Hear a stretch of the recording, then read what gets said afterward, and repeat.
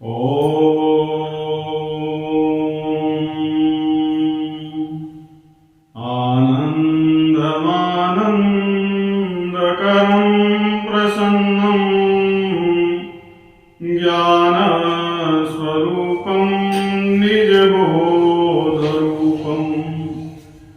योगीन्द्रमीशं बहुरोगिवैद्यं श्रीमद्गुरुं नित्यमहं नमामि। श्रीमद्गुरुं नित्यमहं नमामि। ओम श्री गणेशाय नमः। गौर्यै नमः। सूर्यादि नवग्रहेभ्यो नमः। अधिदेवेभ्यो नमः। प्रतिदेवेभ्यो नमः। पंचलोकपालेभ्यो नमः। 10 दिक्पालेभ्यो नमः। इष्टदेवेभ्यो नमः। कुलदेवेभ्यो नमः। स्थानदेवेभ्यो नमः। ग्रामदेवेभ्यो नमः। एतत्करं प्रधानदेवेभ्यो नमः। ॐ यं ब्रह्मा वरुणेन्द्ररुद्रमरुतः स्तुन्वन्ति दिव्यैस्तवैः वेदैः साङ्गपदक्रमोपनिषदैः गायन्ति यं सामगा ध्यानावस्थिततद्गतेन मनसा पश्यन्ति यं योगिनो यस्यान्तं न विदुः सुरासुरगणा। देवाय तस्मै नमः। देवाय तस्मै नमः। बोलिए लक्ष्मी नारायण भगवान की जय हो। बोलिए कार्तिक मास की जय हो। आज कार्तिक मास कथा तृतीय अध्याय, जिसमें संवाद है सत्यभामा जी और श्री कृष्ण भगवान जी के मध्य में। तो यहाँ सत्यभामा जी कहती हैं, प्रश्न करती हैं कि सर्वेपि कालावयवास्त्व काल स्वरूपिणः और मासानां तु कथं नाथ स मासः कार्तिको वरः। कि हे प्रभु, आप तो काल स्वरूप हैं, समय का स्वरूप आप ही तो हैं, तो इसलिए आपके लिए तो सभी कालखंड, सारा समय एक बराबर होना चाहिए। तब कार्तिक मास जो है वही आपके लिए श्रेष्ठ कैसे है? आपने कार्तिक मास को ही बाकी सब मासों में, महीनों में श्रेष्ठ कैसे माना? और भी एकादशी तिथि नाम च मासानां कार्तिकः प्रियः कथं वा देव देवेश कारणं तत्र कथ्यताम्। ये आखिर सब तिथियों में एकादशी तथा सब मासों में कार्तिक मास आपको प्रिय क्यों है? और हे देवादिलाड, क्या इसका कोई कारण है? और जो भी इसका कारण हो, कारणम तत्र कथ्यताम, उस कारण को आप कहिए, अर्थात मुझे बताइए, सुनाइए। तो यहाँ श्री कृष्ण जी कहते हैं, श्री कृष्ण उवाच साधु पृष्ठस्त्वया कान्ति शृणुष्वैकाग्रमानसा ऋथोर्वैन्यस्य संवादं महर्षि नारदस्य च। एवमेव पुरा पृष्टो नारदः पृथुना प्रिये उवाच कार्तिकाधिक्य कारणं सर्वविन्मुनिः। भगवान कहते हैं कि प्रिय, तुमने बहुत ठीक प्रश्न किया है, सम्यक मतलब सही प्रश्न किया। और इस विषय में मैं महाराज वेणु के पुत्र जो महाराज पृथु हुए, जिनके कारण इस धरा का नाम, धरणी का नाम पृथ्वी है, तो उनके पुत्र पृथु का वृतांत कहता हूं। पृथु भी भगवान नारायण के अवतार हुए हैं। और एक बात और खुशी की है कि आप इस कथा को उस राजा द्वारा, भगवान पृथु द्वारा बसाई गई जो नगरी है पृथुदक नगरी, उस तीर्थ से, उस पृथुदक तीर्थ से ही श्रवण कर पा रहे हैं। इस समय हम यहाँ बैठ करके पृथु राजा की नगरी पृथुदक में और इस कथा का श्रवण मनन कर रहे हैं, कथन कर रहे हैं। तो एकाग्र मन होकर के आप सुनो इस बात को। एक बार नारद जी से राजा पृथु ने ये पूछा था और नारद जी ने कार्तिक मास का महात्म जैसे बताया था वैसे हम आपको सुनाते हैं कि नारदवाच, नारद जी ने कहा कि पूर्व काल में त्रैलोक्य को मत डालने में समर्थ महाबली शंखासुर नामक समुद्र का पुत्र हुआ। शंखासुर हुआ, असुर तो था लेकिन समुद्र का पुत्र था।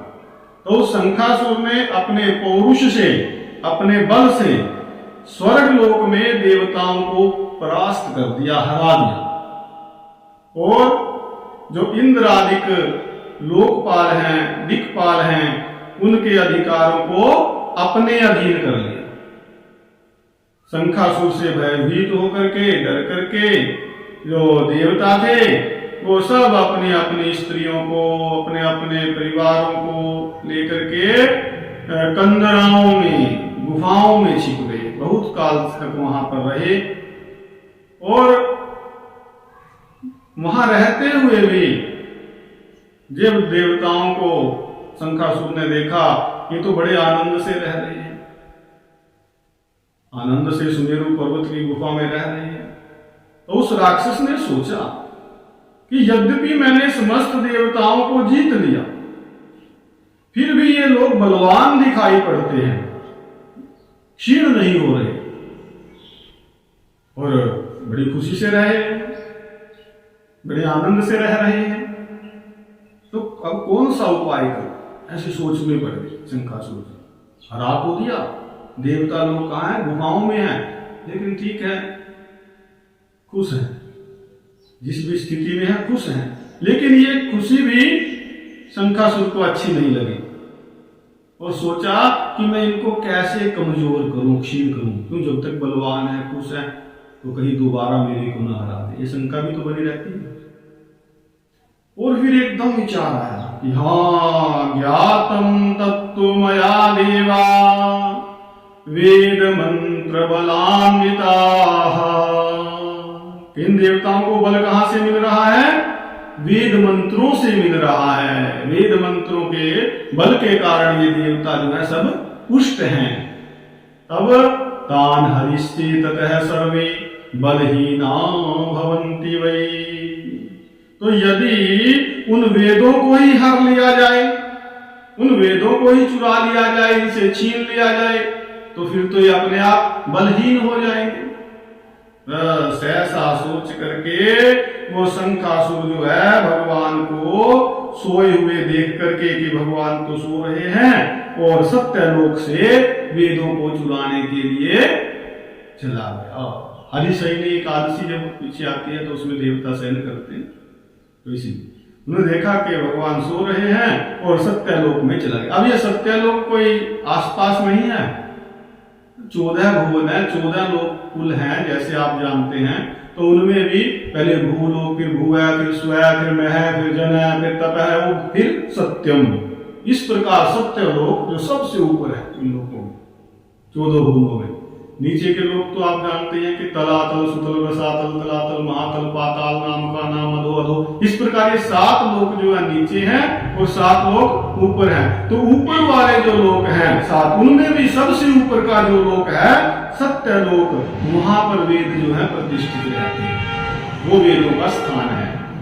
लेकिन ये शंखासुर वहीं पहुंच गया वेदों को चुराने के लिए, और जब वो वेदों का हरण कर रहा था उसी समय बीजों के साथ साथ यज्ञ मंत्र जो है उसके डर से जल में छिप गए।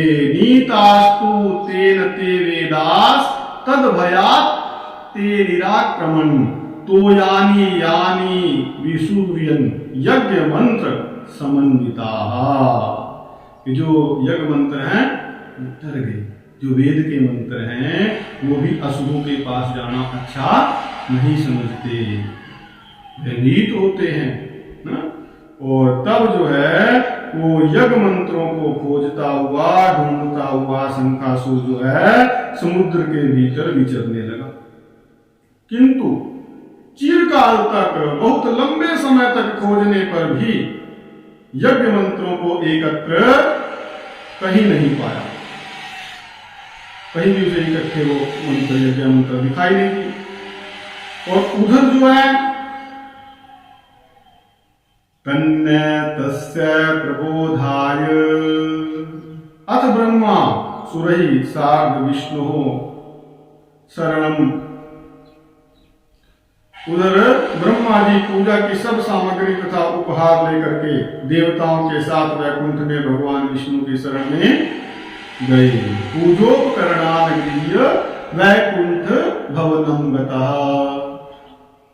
क्या कि ब्रह्मा जी जो है सारी पूजा की सामग्री इकट्ठी करते हैं, देवताओं को साथ लेते हैं और वैकुंठ लोक में पहुंच जाते हैं जहां भगवान विष्णु जी सोए हुए हैं। तो तन्नतस्य प्रबोधाय गीतवाद्यादिकः क्रियाः चक्रुर्देवास्तथा गंध धूप दीपान मुहुर्मुहुः। ये विष्णु जी को जगाने के लिए ब्रह्मा जी ने गाने बजाने और धूप गंधादियों के उपचारों से उनका पूजन किया, पूजन करने लगे। ब्रह्मा की आराधना से प्रसन्न होकर के भगवान जाग गए और तब उन देवताओं ने हजारों सूर्य की, हजारों एक साथ हजारों सूर्य अगर लाए कितनी चमक, तो उस प्रकार दीप्तिमान तेजस्वी भगवान के दर्शन किए। सहस्रार्क समद्युति 1000 सूर्यों के समान उनका तेज। और तदनंतर उन्होंने विविध सामग्री से विष्णु भगवान की पूजा की, साष्टांग प्रणाम किया और इससे भगवान प्रसन्न हो गए। और विष्णु भगवान बोले कि मैं आप सज्जनों के कीर्तन और मंगल गान से अति प्रसन्न हूं। आप लोग अभीष्ट वर मांगिए और जो आप मांगेंगे वो मैं दूंगा। तो इस प्रकार जो है शुक्ल पक्ष की एकादशी तिथि से हरि प्रबोधनी एकादशी तक, जब आप एकादशी आएगी हरि प्रबोधनी द्योतनी, तो इस एकादशी तक जो प्राणी ब्रह्म मुहूर्त में आप लोगों की भांति कीर्तन तथा मंगल गान करेंगे वे सभी मेरे परम प्रिय होंगे और सदा मेरे समीप निवास करेंगे। तो इसे हमें ज्ञात होता है कि इन दिनों में भगवान के भजन कीर्तन का विशेष महत्व है। भगवान कहते हैं कि जो पाद्य, अर्घ्य और आचमनीय आदि सब सामग्रियां आप लोगों ने मेरे लिए एकत्रित की हैं, इकट्ठी की हैं, वे सब गणित गुण वाली होंगी। और मुझे आपके क्लेश की बात ज्ञात हो गई है कि शंखासुर जो है वेदों को हर ले गया है। सभी वेद इस समय समुद्र में हैं। सो मैं दुष्ट शंखासुर को मार करके उन वेदों को शीघ्र ले आऊंगा। और अद्य प्रभृति वेदास्तु मंत्र बीजमखान्विताः अत्यब्दं कार्तिके मासी विश्रमन्ते अप्सु सर्वदा। और भगवान ने कहा कि अब से जो ये वेद हैं हर वर्ष, हर साल जो है मंत्र तथा बीजों के साथ कार्तिक में जल में निमग्न रहा करेंगे। और मैं भी बताया अद्य प्रदित्यहमपि भवामि जल मध्यगः, मैं आज से जल में रहूंगा और आप लोग भी कि भवन्तोपि मया सार्धम आयन्तु स मुनीश्वराः। ऋषियों सहित आप सब लोग भी मेरे साथ आइए। तो इन दिनों जो प्राणी प्रातः स्नान करेंगे, भगवान कहते हैं कि कालेस्मिन्ये प्रकुर्वन्ति प्रातः स्नानं नरोत्तमः ते सर्वे यज्ञावृथैः सुस्नातः स्युर्न संशयः। जो प्राणी प्रातः स्नान करेंगे इन दिनों में वे यज्ञांत में किए गए स्नान के फलभागी होंगे।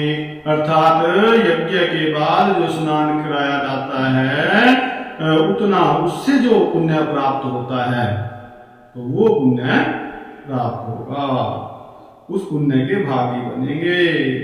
और भगवान ने देवताओं के राजा इंद्र को कहा, एक उनका कर्तव्य सौंपा, कार्य सौंपा, क्या ये कार्तिक व्रतम सम्यक कुर्वन्ते मनुजः सदा ते देहान्ते त्वया शक्र प्राप्या मदभुवनं तदा। और हे देवेंद्र, हे राजन, जो कार्तिक व्रत किया करें उनको आप मेरे लोक में पहुंचा दिया करें। अब ये तो निश्चित है कि जो स्नान करेंगे सुबह उठ करके तीर्थों पर जा करके और वो स्वर्ग में जाएंगे। और स्वर्ग का राजा कौन है? इंद्र। स्वयं ये कर्तव्य, ये कार्य उनको सौंपा। तो इंद्र का कर्तव्य हो गया कि जो कार्तिक में स्नान करेंगे उनको वे भगवान के लोक में पहुंचाएंगे, ये विष्णु लोक में। और हे देवराज, एक और बात कही कि आप सदा उन प्राणियों को सब आपत्तियों से, सब कष्टों से बचाए रखना। वरुण देवता को भी कहा भगवान ने, देया त्वया च वरुणम पुत्र पोत्रादि संतति ही, कि हे वरुण, आप उन्हें पुत्र पोत्रादि संतति देते रहिए।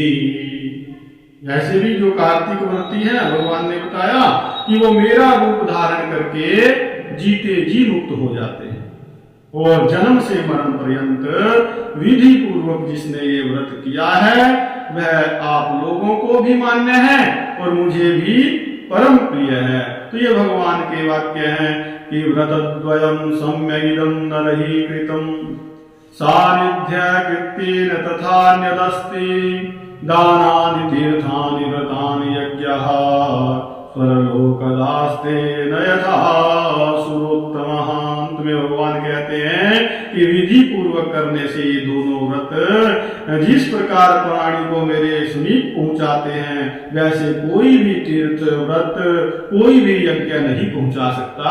अर्थात इन व्रतों को भगवान ने और अन्य तीर्थ व्रतों और यज्ञों से भी श्रेष्ठ बताया है। और यहीं पर पद्म पुराण के अंतर्गत जो कार्तिक महात्म्य का तीसरा अध्याय है वो विश्राम को प्राप्त होता है। बोलिए कार्तिक मास की जय हो, लक्ष्मी नारायण भगवान की जय हो, सभी सिद्धों की जय हो, सभी संतों की जय हो, भक्तों की जय हो, मित्रों की जय हो। बोलिए अपने अपने गुरु महाराज की जय हो, सभी देवी देवताओं की जय हो, धर्म की जय हो, धर्म का विनाश हो, प्राणियों में सद्भावना हो, विश्व का कल्याण हो। जय कराइए वीर बजरंगी हर हर महादेव।